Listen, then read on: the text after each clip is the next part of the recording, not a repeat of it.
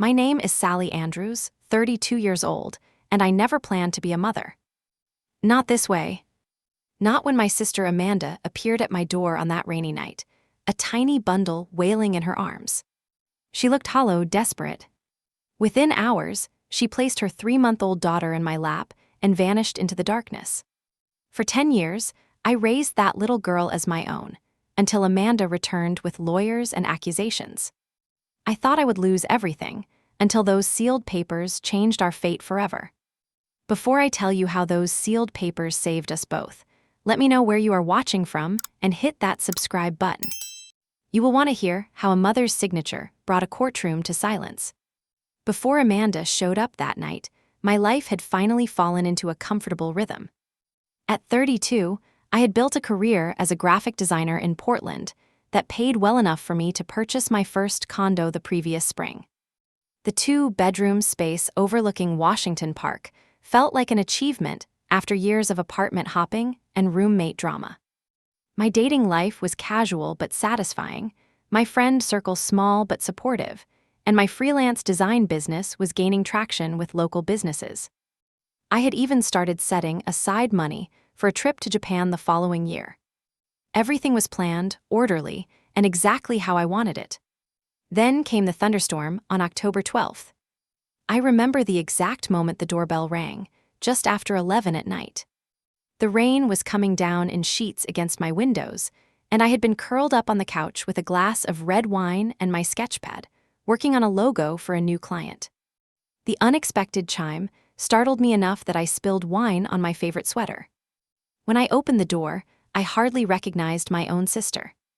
Amanda stood there drenched, mascara running down her pale cheeks, clutching a bundle wrapped in a pale yellow blanket. The bundle was making soft whimpering sounds. My sister and I had never been close, especially after she started using drugs in her senior year of high school.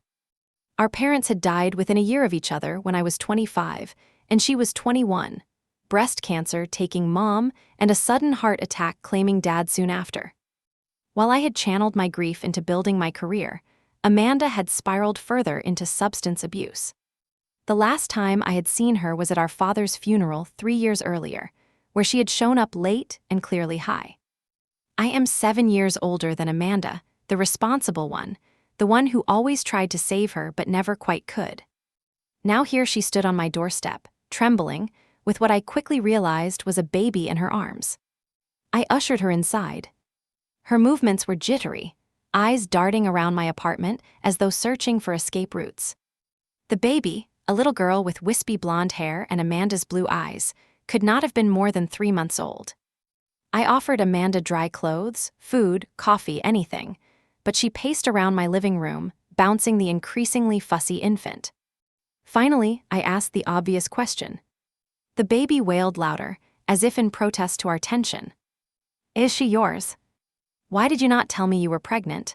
I watched my sister's face contort with emotions I could not read.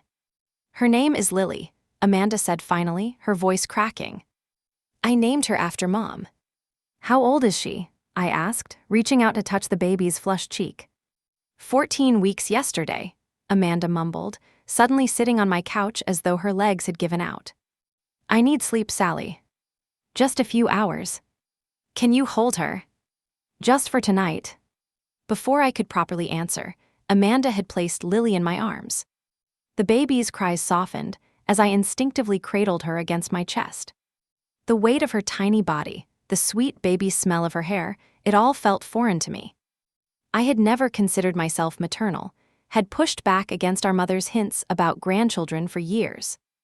Amanda curled up on my couch, her eyes already closing. "There's formula and diapers in the bag," she murmured, gesturing vaguely toward a tattered backpack on the floor. That night I slept in the armchair with Lily on my chest, afraid to put her down. When morning came, the couch was empty, the front door unlocked. My emergency cash, $500 I kept in a book on the shelf, was gone. In its place was a hastily scribbled note on the back of a gas station receipt. "She's better with you. Her name is Lily. I'm sorry."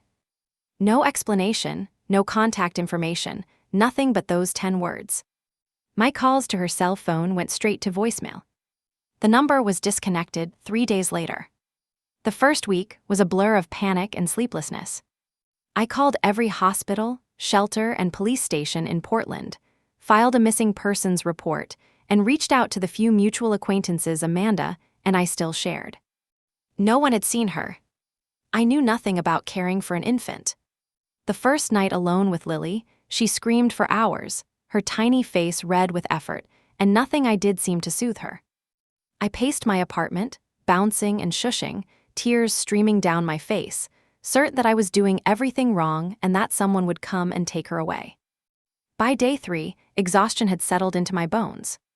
I had managed only a few hours of broken sleep, my design deadlines were piling up, and I was surviving on cold coffee and granola bars. My neighbor, an elderly woman named Mrs. Peterson who had raised 5 children, took pity on me and showed me how to swaddle Lily properly, how to hold her when she had gas, how to prepare a bottle at the perfect temperature.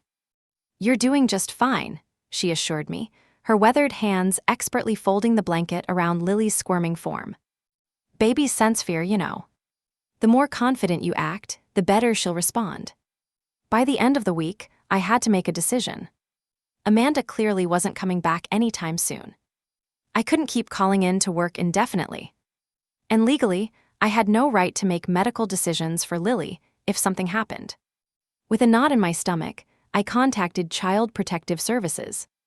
The social worker who came to my apartment, a thin woman named Janet with kind eyes and a no-nonsense attitude, listened to my story without judgment. "You have 2 options," she explained, watching as I fed Lily her bottle. "You can turn her over to the state, and we'll place her in foster care while attempting to locate her mother. Or you can file for temporary guardianship, which would give you legal standing to care for her while we sort this out." The thought of Lily in foster care, passed between strangers, made my chest tighten. I looked down at her face, now peaceful as she drank, her tiny hand wrapped around my finger. "I'll file for guardianship," I said, surprising myself with how firm my voice sounded. "She stays with me until we find Amanda." That afternoon, I submitted the paperwork that would change my life forever. Nothing could have prepared me for the reality of sudden parenthood. The sleep deprivation alone nearly broke me that first month. Lily woke every 2 to 3 hours throughout the night, hungry or wet or simply wanting to be held. My carefully organized life dissolved into a chaos of dirty bottles, diaper changes, and spit-up stains on every surface. Every day brought new challenges I had never anticipated. I had no idea that babies needed so many things, or that caring for one would consume every moment of my existence. The learning curve was steep and unforgiving. One night, I spent an hour on the phone with a nurse hotline, panicking because Lily had a slight fever. Another time, I drove to the emergency room at 3 in the morning when she wouldn't stop crying, only to be told she was perfectly fine, just colicky. My second meeting with Janet from social services came 2 weeks after Amanda disappeared. She arrived with another stack of forms and an expression that told me she expected to find things falling apart. "Most temporary guardianship cases like this resolve quickly," she informed me as she inspected my apartment. "The parent usually returns or makes contact within a month." "And if they don't?" I asked, bouncing Lily gently as she fussed against my shoulder. Janet gave me a measured look. "Then we continue with the process. But I should warn you, temporary guardianship is just that, temporary. The courts favor biological parents. If your sister returns and wants custody, she'll likely get it unless there's significant evidence she's unfit." Those words haunted me as I signed form after form, each one a temporary bandage on our uncertain situation. The financial reality hit hard and fast. My savings, which I'd been building steadily for years, began to dwindle at an alarming rate. Baby supplies were shockingly expensive, and the childcare costs so I could work were even worse. The legal fees for the guardianship paperwork alone cost nearly $2,000. My boss at the design agency where I worked part-time was initially sympathetic, but his patience wore thin as I arrived late, left early, and took calls from social workers during meetings. By month 2, the ultimatum came. Return to normal hours, or find another position. With no family to help and childcare costs that would eat my entire paycheck, I made the only choice I could. I resigned from my steady job and threw myself fully into freelancing, working furiously during Lily's naps and late into the night after she went to sleep. My search for Amanda continued without results. The missing person report turned up a few leads, each one disappointing. Someone thought they'd seen her at a bus station in Seattle. Another tip placed her in Northern California. None panned out. I found myself scanning the faces of homeless women downtown, looking into rehab centers, calling hospitals in neighboring states. I tried telling myself it was for Lily's sake, that she deserved to know her mother, but part of me was simply angry. How could Amanda just walk away? How could she miss these moments? Because despite the stress and exhaustion, there were moments of unexpected joy. The first time Lily smiled directly at me, a gummy grin that transformed her entire face, I felt something crack open inside my chest. The first time she reached for me specifically when another friend tried to hold her. The way she settled immediately when I sang to her, even though I can't carry a tune. At 4 months old, Lily rolled over for the first time, her eyes wide with surprise at her own achievement. I recorded it on my phone and then realized there was no one to send it to, no other person who would care about this milestone with the same intensity that I did. By month 6, a new reality had settled over us. Amanda's absence was no longer shocking, and Lily's presence no longer felt temporary. I had decorated the second bedroom as a nursery, painted pale green with woodland creatures stenciled on the walls. My coffee table was permanently cluttered with teething rings and soft blocks. Client calls were scheduled around nap times, and my wardrobe had evolved to items that could withstand baby drool and mashed carrots. We had become a unit, Lily and I. Against all odds and expectations, including my own, I had become a mother. "You know," Mrs. Peterson commented one afternoon as she helped me fold laundry while Lily practiced sitting up on a blanket nearby, "some women give birth but never really become mothers. And some become mothers without ever giving birth." I looked at Lily, now pushing herself up on chubby arms, determined and focused, and realized with startling clarity that I would do anything to protect her. This child, who had arrived in my life so unexpectedly, had somehow become the center of my world. The question that kept me awake at night, however, remained the same. What would happen when Amanda eventually returned? 3 years passed in the blink of an eye. Lily transformed from a helpless infant into a chattering, strong-willed toddler with wild blonde curls and a laugh that could light up the darkest room. Our days fell into comfortable patterns, with morning playground visits, afternoon art projects, and bedtime stories about brave princesses who rescued themselves. My freelance design business had not only survived but thrived. Working from home allowed me to be present for Lily while still pursuing my career. I had converted a corner of the living room into a workspace where I could design while supervising block tower construction and tea parties with stuffed animals. The search for Amanda never truly stopped, but it became less urgent, more routine. Every few months, I would check rehab centers and hospitals. I renewed the missing persons report annually. I kept a folder with recent photos of Lily, just in case Amanda appeared wanting to know how her daughter had grown. After 2 years with no contact, I consulted with a family lawyer, a straight-talking woman named Diane who specialized in complicated custody cases. "You should consider formal adoption," she advised during our first meeting, glancing over the extensive documentation I had maintained. "Long-term guardianship is stable, but adoption would provide permanence for both of you." "Can I do that without Amanda's consent?" I asked, the question catching in my throat. Diane's expression softened slightly. "It's complicated. After 3 years of abandonment, you can petition the court to terminate her parental rights, but it's never guaranteed. The best scenario would be getting her to sign voluntary relinquishment papers. And if I can't find her, then we build the strongest case possible. Document everything, continue your attempts to locate her, and demonstrate that you've been the only constant parental figure in Lily's life." We proceeded with the petition for long-term guardianship, which the court granted given the circumstances. It wasn't adoption, but it was more security than we had before. As Lily grew more verbal, her questions about her origins became more frequent and specific. "Where's my daddy?" she asked one night as I tucked her into bed, her blue eyes, so like Amanda's, watching me carefully. "I don't know, sweetie," I answered honestly. Some children have daddies who live with them, some have daddies who live somewhere else, and some, like you, have family that looks different. Like how I have you instead of a mommy. The question pierced my heart. Despite being called Aunt Sally, since she began speaking, I had been the only mother Lily had ever known. "Well, you have a birth mother named Amanda. She's my sister, which makes her your biological mother and me your aunt.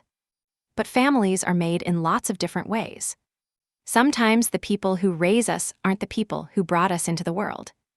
This explanation seemed to satisfy her, at least temporarily. But I knew the questions would only grow more complex as she did. Lily started preschool shortly after her 3rd birthday, a milestone that brought both pride and anxiety. On the first day, the teacher smiled warmly at us as we completed the paperwork. "And who will be picking Lily up most days?" "Mom or Dad?" she asked casually. "Just me," I replied, the familiar awkwardness rising. "I'm her aunt and guardian." The flicker of curiosity and pity that crossed the teacher's face was one I had grown accustomed to, but it still stung. In the eyes of the world, our family would always require explanation. Lily thrived in preschool, making friends easily and showing an early aptitude for art that made my designer heart swell with pride. She was resilient, compassionate beyond her years, and somehow untroubled by our unconventional family structure. Then, 3 weeks after Lily's 4th birthday, an unmarked envelope appeared in our mailbox. Inside were formal adoption consent forms signed by Amanda, with no note or return address. The signature looked authentic, but the circumstances were suspicious enough that Diane advised proceeding with caution. "This is promising, but we need to verify it's really her signature," she explained over the phone. "And the court will want evidence she wasn't coerced or impaired when signing." We filed the papers with the court, but continued with the abandonment case as a backup. The mysterious envelope raised more questions than it answered, reopening wounds I thought had begun to heal. Where was Amanda? Why now? And why not include a message for her daughter? Despite the unanswered questions, life continued to move forward. Lily and I had built something beautiful from circumstances that could have destroyed us both. Whatever happened with the legal proceedings, nothing could take away the family we had become. By her 7th birthday, Lily had grown into a remarkable child. Tall for her age, with Amanda's blue eyes and blonde hair that had darkened to honey gold, she moved through the world with confidence and curiosity. Her bedroom walls were covered with her artwork, vibrant explosions of color and imagination that reflected her joyful spirit. My design business had expanded enough to hire 2 part-time assistants who worked remotely, allowing me to focus on the creative aspects I loved while maintaining flexibility for Lily's schedule. We had moved to a larger house in a family-friendly neighborhood, with a backyard swing set and a studio space for my work. Financial security, once a constant worry, had finally been achieved. Our support system had grown as well. What we lacked in biological family, we made up for in chosen family, a tight circle of friends who had become aunts, uncles, and grandparent figures to Lily. There were the neighbors who included us in their holiday celebrations, Lily's best friend Emma's parents who treated her like their second daughter, and my college roommate Jenna, who visited every summer. The adoption had been finalized the previous year, after a lengthy process of publication notices seeking Amanda and court hearings to establish abandonment. The judge who granted the final decree had smiled warmly as she signed the papers. "This is merely formalizing what has clearly been true for some time," she had said, watching as Lily and I hugged in celebration. "You have been a family in every way that matters." The milestone prompted the hardest conversation yet between Lily and me, one I had been preparing for since she was old enough to ask questions. We sat in her bedroom among her stuffed animal collection, a photo album open between us. It contained the few pictures I had of Amanda, mostly from before the drugs changed her. "Your mother, my sister Amanda, loved you very much," I began carefully. "But sometimes, adults have problems that make it hard for them to take care of children, even when they want to." Lily traced her finger over a photo of Amanda from high school, smiling and carefree. "What kind of problems?" I took a deep breath. Amanda struggled with addiction, which is a disease that makes people dependent on substances that harm their bodies and minds. It's not something she chose, and it's not something she could easily control. "Is that why she gave me to you?" "Yes. I think she knew she couldn't give you what you needed, and she trusted me to keep you safe and loved until she got better." Lily was quiet for a long moment, processing. "Do you think she's better now?" The question broke my heart because I didn't have an answer. "I hope so, sweetheart. I really do." To my surprise, Lily wrapped her arms around me tightly. "I'm glad she gave me to you, Sally. You're the best mom ever." It was the first time she had called me Mom instead of Aunt Sally, and the word lodged in my chest like a precious stone. The adoption celebration had been small but joyful, a backyard party with cake and balloons, and a new tradition established. An annual family day to commemorate not the day Lily was born, but the day we officially became mother and daughter in the eyes of the law. With the legal process complete and our lives settling into happy stability, I finally allowed myself to consider dating again. Between raising Lily, growing my business, and the ongoing legal proceedings, romance had been the furthest thing from my mind for years. David entered our lives unexpectedly, a fourth-grade teacher at Lily's school whom I met during a parent-teacher conference for a different class. He had wavy dark hair peppered with gray at the temples, kind brown eyes behind wire-rimmed glasses, and a gentle way of speaking that put both Lily and me at ease instantly. Our first date was to a children's art museum exhibit, with Lily as an enthusiastic chaperone. "He laughs at all the right parts of jokes," Lily informed me seriously after our third outing together. "And he knows every dinosaur name." I approved. Introducing a romantic partner into our carefully constructed world was delicate, but David understood the sanctity of our bond and never tried to insert himself where he wasn't invited. He became a friend to Lily first, a potential partner to me second, and the slow pace felt right for all of us. Just as life seemed to be aligning perfectly, I discovered a social media profile that stopped me cold. The profile picture showed a woman with Amanda's features, but healthier, clearer-eyed, with stylishly cut hair and an expensive-looking blouse. The name was Amanda Williams now, not Amanda Andrews, and she was tagged in photos with a man in a suit and two small boys around 3 and 5 years old. Location: Phoenix, Arizona. I stared at the screen for hours that night after Lily went to bed, examining every photo, reading every public post. My sister, alive and well, apparently sober with a new name, new husband, and new children. No mention anywhere of a daughter named Lily, no acknowledgement of the child she had left behind. My finger hovered over the message button, emotions warring within me. Relief that she was alive. Anger that she had started fresh without a word. Fear about what her reemergence might mean for Lily. In the end, I closed the browser without making contact. The adoption was final, our life was stable, and disrupting that seemed unnecessarily risky. I never expected that decision would come back to haunt us 3 years later. Lily turned 10 on a perfect spring day. We celebrated with a sleepover party where 5 giggling girls painted canvases under my guidance, ate too much pizza, and stayed up whispering long after I had pretended to believe they were asleep. Lily had blossomed into a creative, empathetic girl with her own distinct style, both in art and fashion. Her bedroom was now a studio space as much as a sleeping area, with an easel in the corner and sketchbooks stacked on every surface. David had become a steady presence in our lives, though we had taken things slowly for Lily's sake. He had his own apartment but spent many weekends at our house, making pancakes in funny shapes and helping with homework. The 3 of us had found a rhythm that worked, careful always to preserve the special bond Lily and I shared while allowing space for new connections to form. The certified letter arrived 3 days after the birthday party. The return address was from a law firm in Phoenix. My hands shook as I opened it, somehow knowing before I read a word that our carefully constructed life was about to be upended. The formal legal language concealed a simple, devastating claim that I had unlawfully taken custody of a minor child, and that the biological mother, Amanda Williams, was demanding immediate restoration of her parental rights and full custody of her daughter. I called Diane immediately, the panic rising in my throat as I read the letter to her over the phone. But the adoption was finalized. She signed the papers. How can she do this? Diane's voice was calm but concerned.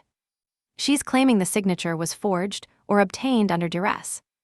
It's a stretch, but if she has a good lawyer and a compelling rehabilitation story, a judge might at least grant her visitation while they investigate.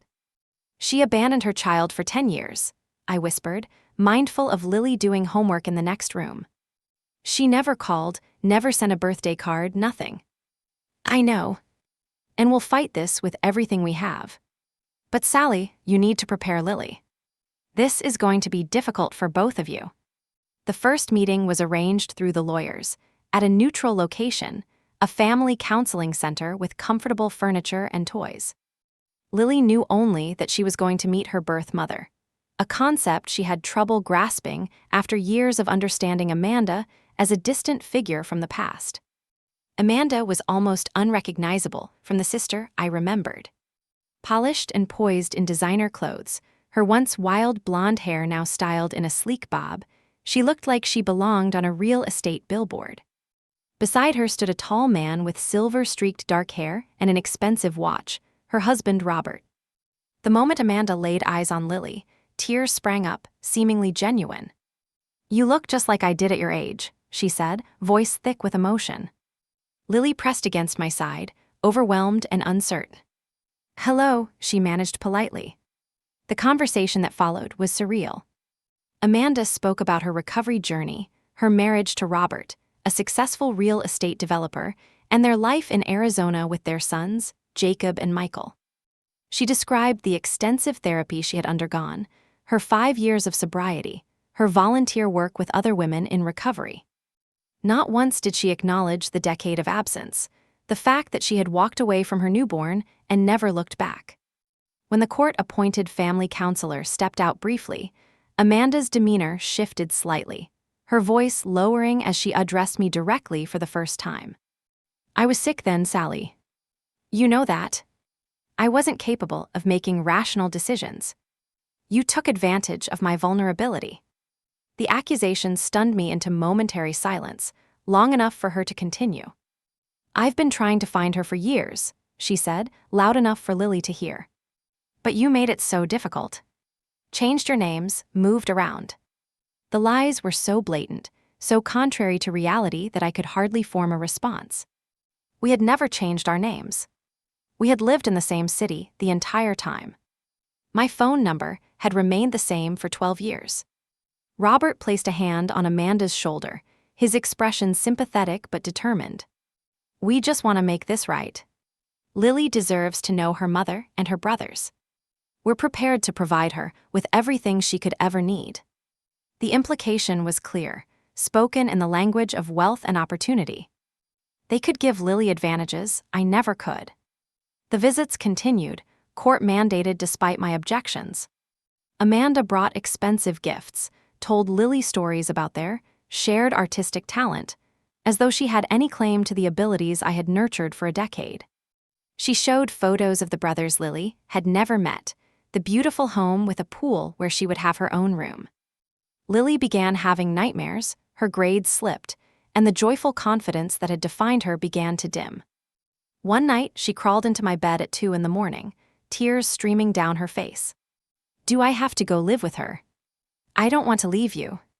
I held her close, my own tears falling into her hair. "I'm doing everything I can to make sure that doesn't happen. I promise." But the lawyers warned me that the case was not as clear-cut as it should have been. Amanda had resources we didn't, expert witnesses testifying to her rehabilitation, and the biological connection that courts often favored despite years of absence. The mysterious signed adoption papers that had appeared years ago couldn't be properly authenticated, and Amanda's lawyers were arguing they were obtained fraudulently. As I frantically searched through old files for any documentation that might help our case, I discovered to my horror that the original copies of Amanda's consent forms had disappeared from my files. I tore the house apart looking for them, a cold dread settling in my stomach when they failed to materialize. It wasn't until the night before a critical hearing that I remembered the sealed documents I had filed with my attorney's secure storage years earlier, a backup I had created and then forgotten in the chaos of raising Lily. With trembling fingers, I called Diane. "There might be one more piece of evidence," I said, hope flickering for the first time in weeks. "Something that could change everything." The family court was nothing like the dramatic courtrooms portrayed in television shows. The space was intimate, almost claustrophobic, with muted colors and uncomfortable chairs. Judge Eleanor Martinez presided from a modest bench, her salt and pepper hair pulled back in a severe bun, reading glasses perched on the end of her nose as she reviewed the case file.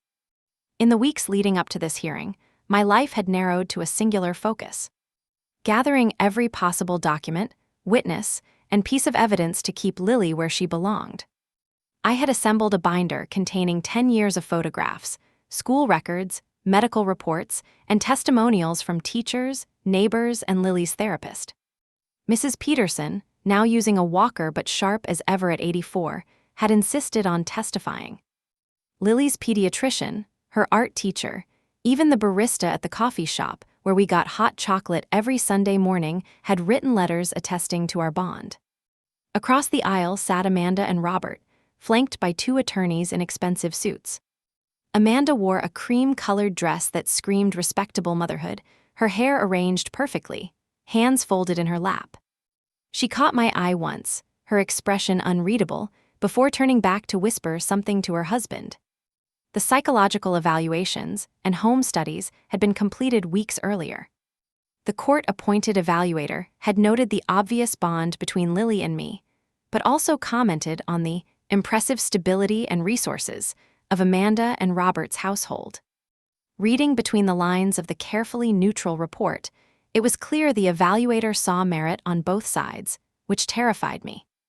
My lawyer, Diane, had warned me that morning to prepare for the worst while hoping for the best. Biological ties carry significant weight, she had explained gently.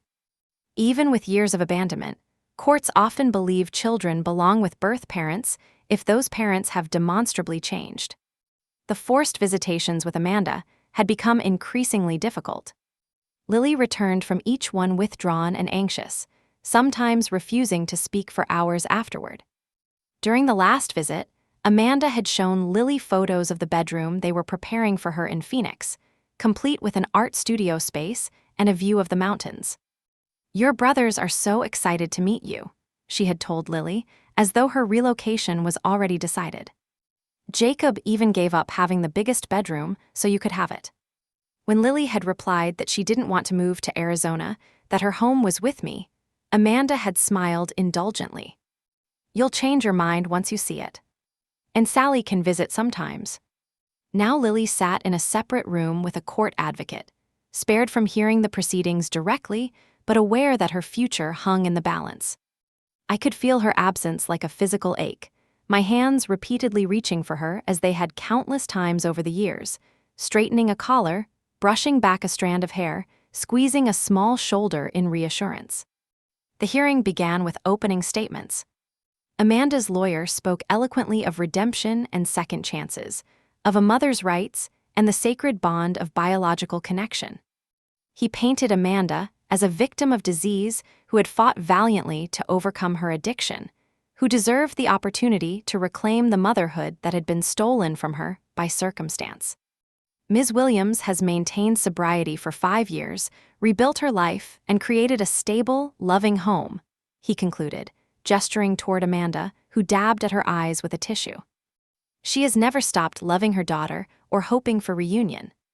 The law is clear that biological parents have inherent rights that supersede temporary guardianship arrangements, even those that have extended longer than intended.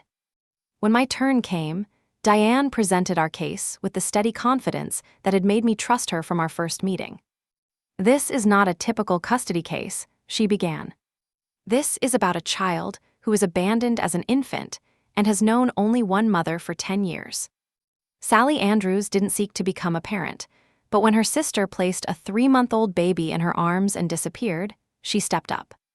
She has been the one constant in Lily's life, the one who sat through fevers and nightmares, school plays, and dentist appointments.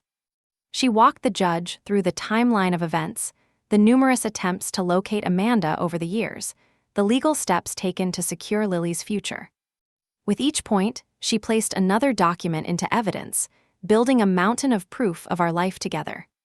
When Amanda took the stand, her performance was masterful. She spoke of her descent into addiction following their parents' deaths, the poor decisions made while in the grip of disease, and her rock-bottom moment that led to recovery. "I was so sick," she testified, voice breaking appropriately. "I knew I couldn't care for Lily in that state. Leaving her with my sister was the most selfless thing I ever did. I always intended to come back when I was healthy, when I could be the mother she deserved." "And why did it take 10 years to make contact?" Diane asked during cross-examination, her tone neutral but pointed. Amanda's expression turned pained. "I tried many times. I called, I wrote letters. But Sally had moved, changed numbers. When I finally got clean and had resources to hire an investigator, I discovered she had filed for adoption without my knowledge or consent. The signature on those papers is not mine." The lie was so bold, so complete, that for a moment I couldn't breathe. I had never moved. My phone number had remained the same. The mysterious signed papers had appeared in my mailbox with no return address. When my turn on the stand came, I spoke directly to the judge, letting the years of love and worry and fierce protectiveness fill my voice. "I never planned to be a mother," I admitted. "But from the moment Amanda left, Lily became my whole world. I've structured every aspect of my life around giving her stability, security, and love. She's not just a child I've cared for, she's my daughter in every way that matters." I detailed the nights spent researching childhood development, the career sacrifices made willingly, the careful way I had always kept Amanda's memory positive despite her absence. "I never tried to replace Amanda or erase her," I continued. "Lily has always known her story. I've kept a memory box with photos of her birth mother, shared what positive stories I could. I would have welcomed contact or involvement, anything that showed interest in Lily's life." By the end of the day's testimony, the judge's expression had grown increasingly troubled. The contradictory accounts seemed to be creating doubt, exactly as Amanda's lawyers had intended. She called a recess until the following morning, when she would hear from the final witnesses and review any additional evidence. That night, I held Lily as she slept fitfully, her small body curled against mine as it had been countless times over the years. I thought about all we had built together, the invisible threads of love and trust woven between us, stronger than any biological connection, but somehow still vulnerable to the law's rigid definitions of family. "I won't let you go," I whispered into her hair. "I promise." Morning came too quickly. I dressed carefully in a conservative blue dress, helped Lily choose an outfit that made her feel confident, and met Diane at the courthouse steps. She carried a sealed envelope that had been retrieved from her firm's secure storage the previous afternoon. "This is our ace," she said quietly. "I've reviewed the contents. It's exactly what we hoped for." When court resumed, Amanda returned to the stand for redirect examination. Her lawyer led her through a series of questions designed to emphasize her reformation and the bright future she could provide for Lily. "All I want is the chance to be a mother to my daughter," Amanda concluded, looking directly at the judge with tears shimmering in her eyes. "To give her the life she deserves, with her brothers, in our family home. I've worked so hard to create a stable, loving environment where she can thrive." She spoke confidently, a small smile playing at her lips as she glanced toward her husband. They clearly believed they had one. That was when Diane stood. "Your Honor, we have one final piece of evidence to submit. These documents were placed in secure storage 5 years ago, with timestamps and verification that can be authenticated by the court. The sealed envelope was handed to the clerk, who passed it to Judge Martinez. As she opened it and began to read, her expression shifted visibly, eyebrows rising as she flipped through the pages inside. "Counsel, approach the bench," she ordered, her tone sharp. The whispered conference that followed left Amanda's lawyer pale and shaken. When the judge addressed the courtroom again, her gaze fixed on Amanda with new scrutiny. "Ms. Williams, are you prepared to testify under oath that you never signed voluntary termination of parental rights and consent to adoption papers?" Amanda's confident demeanor faltered slightly. "Yes, Your Honor. I never signed any such papers." Judge Martinez nodded to the clerk, who handed copies of the documents to both legal teams. "These papers, secured in a law firm's vault 5 years ago, not only contain your notarized signature on consent forms, but also include a handwritten letter explicitly stating your intention to permanently relinquish parental rights." The courtroom fell silent as the judge read from the letter. "I, Amanda Andrews, being of sound mind, choose to terminate my parental rights to Lily Andrews, born July 18, 2015. I recognize that I am not capable of being a mother and may never be. Sally has given Lily everything I cannot. This decision is permanent, and I make it freely without coercion." Amanda's face drained of color. Beside her, Robert stiffened, turning to stare at his wife with dawning comprehension. "Would you like to revise your testimony?" the judge asked, her tone leaving no doubt about the seriousness of perjury. What followed was the unraveling of Amanda's carefully constructed narrative. Under renewed questioning, she finally admitted to sending the signed papers years earlier during a period of sobriety and clarity. She acknowledged that she had made no attempts to contact us before seeing social media photos of Lily at a school art show that had been shared by one of my friends. "She looked happy," Amanda said, her voice small now, stripped of performance. "And successful. I thought maybe she should be with her real mother, with her biological family."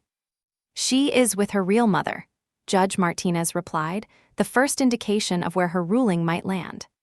"The papers will be verified by a handwriting expert, but I see no reason to doubt their authenticity given the secure storage and timestamp evidence." When the final ruling came, it was decisive. Judge Martinez awarded me permanent sole custody, with the possibility of limited, supervised visitation for Amanda at my discretion. The adoption was upheld as legally binding and properly executed. The court finds that the biological mother voluntarily terminated her rights years ago, and that removing the child from the only stable home she has known would cause significant trauma, the judge stated firmly. Biology alone does not create a parent. Actions do. As Amanda left the courtroom, shoulders slumped beneath her husband's stiff arm, I felt no triumph, only relief and a complicated sadness for what might have been in another life, with another version of my sister. Outside in the hallway, Lily waited with her court advocate. When she saw me emerge, her face lit up with hope and fear. "We won," I said simply, opening my arms. She flew into them with a sob, clinging to me as tightly as she had that first night, when she was nothing but a tiny bundle placed unexpectedly in my care. "Home," she whispered against my shoulder. "Let's go home." The courthouse steps felt symbolic somehow, a threshold between our past uncertainty and future security. Lily's hand was warm in mine as we descended together, the late afternoon sun catching in her honey blonde hair. David waited at the bottom, his face breaking into a relieved smile when he saw our expressions. "It's over," I told him as he embraced us both. "Really over." That night, after Lily had finally fallen asleep in her own bed for the first time in weeks, I sat in the quiet of my kitchen and allowed myself to fully process everything that had happened. The sealed papers had contained not just the signed consent forms, but a 4-page handwritten letter from Amanda that I had never seen before. She had apparently included it with the adoption papers she had mailed years ago, but it had somehow separated from the forms I received. In the letter, written during a period of sobriety before she met Robert, Amanda had expressed genuine remorse for her abandonment. She had acknowledged that she was not capable of motherhood, that her addiction had consumed everything good in her life. Most surprisingly, she had thanked me for saving Lily from the fate that might have awaited her had Amanda kept her. "You were always the strong one," she had writ. "The responsible one. I resented you for it, but now I'm grateful. She deserves a mother like you." The contrast between that moment of clarity and the entitled, manipulative woman who had tried to reclaim Lily for selfish reasons was stark. It made me wonder which version was the true Amanda, or if perhaps they both were, different facets of a complicated person shaped by trauma and disease. The aftermath of the court battle brought unexpected developments. 3 days after the ruling, Robert appeared at my door alone, looking haggard and humbled. "I need to apologize," he said when I cautiously invited him in. "I had no idea about the letter or the signed papers. Amanda told me she had always tried to find Lily, that you had kept her away deliberately." "That wasn't true," I replied simply. "But I understand you believed your wife." He nodded, rubbing his face wearily. "We're in counseling now. The boys don't know any of this, but they know about Lily. I still think they should have a chance to know their sister, if you and Lily are willing." His request surprised me, but I found myself considering it. That's not my decision alone. Lily will need time, and any relationship would have to develop slowly, on her terms. "Of course," he agreed quickly. "And Amanda. She's struggling with the truth of what she did. The therapist says the fantasy she built about being a perfect mother to Lily was part of her recovery narrative, a way to rewrite her past mistakes. When she saw photos of Lily looking so much like her, something obsessive took over. I wasn't ready to forgive Amanda, but I understood addiction well enough to recognize the complex psychological mechanisms at work. She needs help," I said finally. "Professional help beyond what you can provide."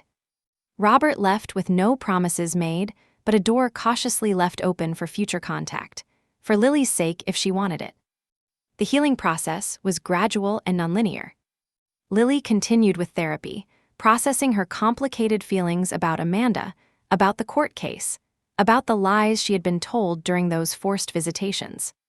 Some nights she had nightmares about being taken away, waking in panic until she remembered the judge's ruling could not be reversed. "Why did she want me back after so long?"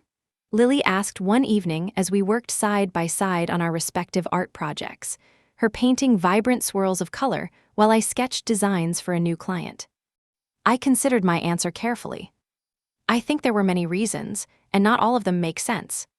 Part of her probably did genuinely miss you and regret her choices.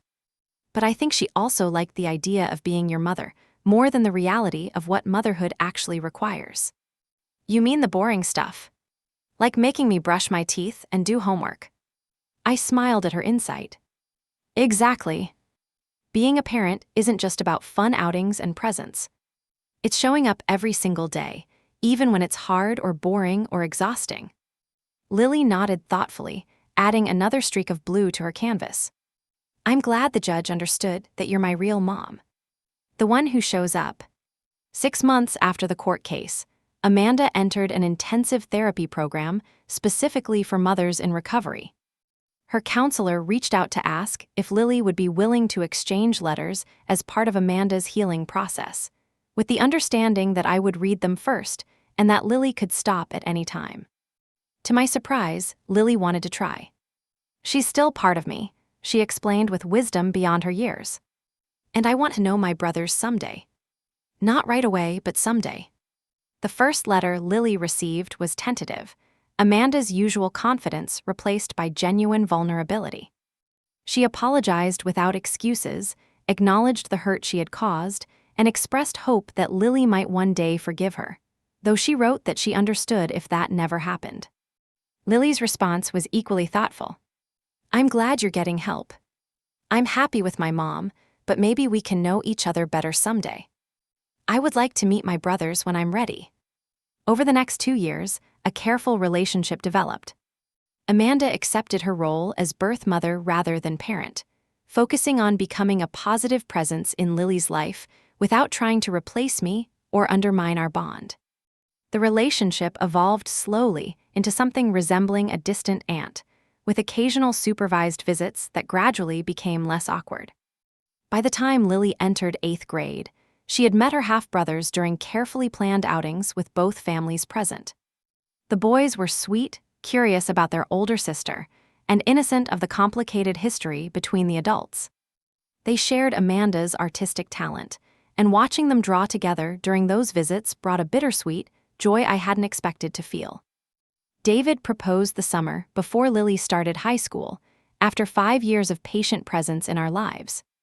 We were married in a small backyard ceremony where Lily served as my maid of honor, David's son from his previous marriage as best man. Our vows included promises not just to each other, but to the children who had brought us together. When Lily graduated from high school 4 years later, her art portfolio had earned her scholarships to several prestigious programs. On graduation day, I watched with pride as she crossed the stage in her cap and gown, David's hand warm in mine. And when I glanced toward the back of the auditorium, I saw Amanda and her family seated quietly, respectful of boundaries, but present to celebrate Lily's achievement. After the ceremony, Amanda approached us cautiously, her eyes misty as she congratulated Lily. "Your art is extraordinary," she said. "That talent must come from Mom's side of the family." It was the first time she had referred to me as Lily's mother, an acknowledgement of what had always been true.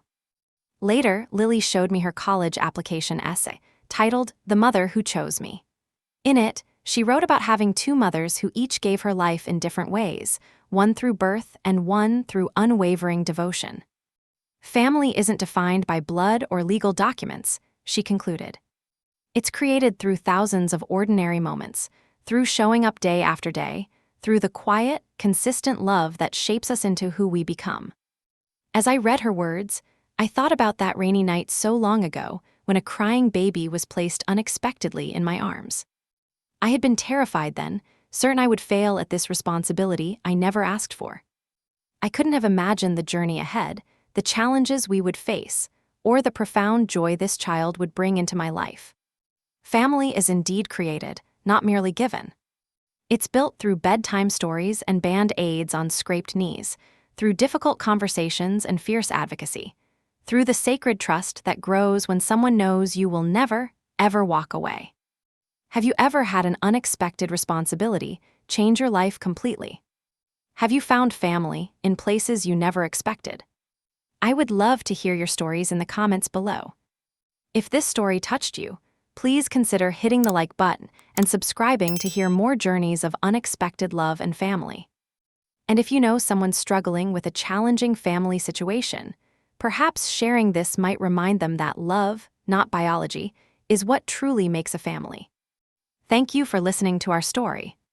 Remember, sometimes the most beautiful families are the ones we create ourselves.